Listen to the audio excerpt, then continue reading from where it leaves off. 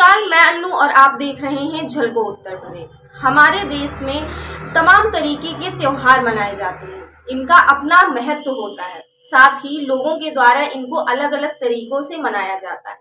ठीक उसी तरीके से नए साल के पहले महीने यानी कि जनवरी में त्योहारों की शुरुआत होती है और जो सबसे पहला त्योहार होता है वो मकर संक्रांति का त्योहार मनाया जाता है।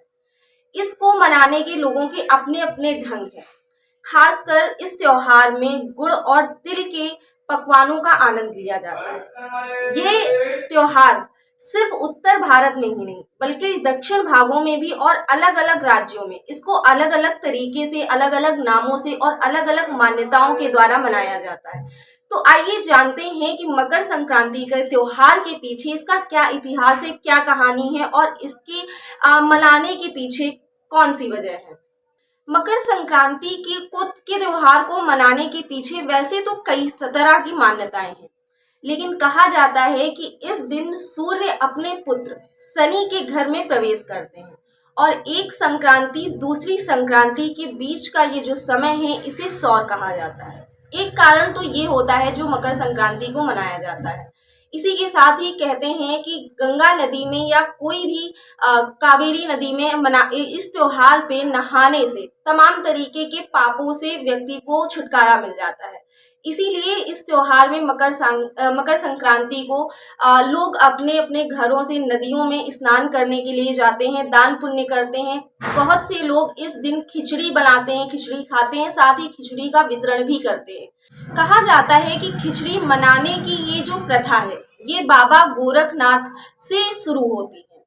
खिलजी के आक्रमण के वक्त जब बाबा योगियों को भरपेट भोजन नहीं मिलता था और वो दिन प्रतिदिन कमजोर हुए जा रहे थे, तब ऐसे में बाबा गोरखनाथ ने दाल, चावल और तमाम तरीकों की सब्जियों का एक मिश्रण तैयार करवाया जिसे बाद में खिचड़ी का नाम दिया गया। तो इससे जो योगी थे, जो बाबा थे, उनमें ताकत भी रहती थी और पेट भी जल्दी भर जाता था। साथ ही इससे सीधा सीधा जुड़ा एक और किस्सा है कि ये खाना बहुत कम समय में पक जाता था जिससे सभी को आराम रहता था। आज के दिन भी मकर संक्रांति के दिन गोरखपुर के मंदिर यानी कि बाबा गोरखनाथ में खिचड़ी बनती है और वहां पर वितरण किया जाता है। इस दिन बाबा गोरखनाथ के दर्शन करने भी लोग दूर दूर से गोरखपुर जाते हैं।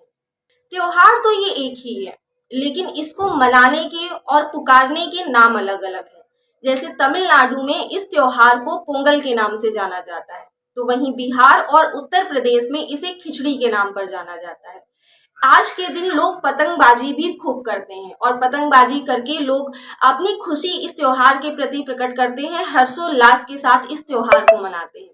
पतंग उड़ाने के पीछे मान्यता ऐसी है कि आज के दिन भगवान श्री राम ने भी पतंग उड़ाई थी। इस आस्था के प्रतीक को हमेशा जीवंत रखने के लिए लोग खिचड़ी के दिन यानी कि मकर संक्रांति के दिन पतंग उड़ाते हैं। मकर संक्रांति के दिन से कहा जाता है कि जो खरमास होता है वो खत्म हो जाता है। खरमास यानी कि जहां पर कोई भी शुभ काम ना किए जाए। आज के दिन से सारे शुभ काम जो होते हैं वो शुरू हो जाते हैं। इसी के साथ ही कहते हैं कि जो सूर्य हैं वो धीरे धीरे उत्तरायण होने लगते हैं। मकर संक्रांति से पहले सूर्य दक्षिणायन होते हैं, जहां पर कहा जाता है कि कोई भी अच्छा काम या शुभ काम नहीं किया जाता है। लेकिन साथ ही इस दिन के बाद से जब सूर्य शनि देव के घर में प्रवेश करते हैं तो यहाँ से जो खरमास है वो खत्म हो जाता है और जो शुभ कार्य हैं, जो अच्छे काम हैं वो किए जाने लगते हैं। उत्तरायण का भी अपना एक विशेष महत्व है। कहा जाता है कि महाभारत के भीष्म पितामह ने उत्तरायण में जब सूर्य भगवान आए थे तब उन्होंने अपने शरीर का त्याग किया था। इसके पीछे भी कहते हैं कि वजह ये है कि जब उत्तरायण में कोई व्यक्ति अपने प्राण छोड़ता है, अपने शरीर को छोड़ता है, तो उसे जो है जो एक पुनर्जन्म है उससे नहीं गुजरना पड़ता है और उसे सीधे सीधे मुक्ति मिल जाती है। तो कुछ इस तरीके से इन सारे त्योहारों, इस त्योहार की जो मान्यता है वो इस तरीके है। आपके यहाँ पर मकर संक्रांति का त्योहार किस तरीके से मनाया जाता है और इसकी क्या मान्यता है, ये आप हमें कमेंट के माध्यम से जरूर बताएं। साथ ही अगर आप झलको उत्तर प्रदेश पर नए हैं तो चैनल को सब्सक्राइब करना बिल्कुल ना भूलें, पास लगी बेल आइकन को जरूर प्रेस करें। कैमरा पर्सन अभिषेक के साथ मैं अन्नू, झलको उत्तर प्रदेश।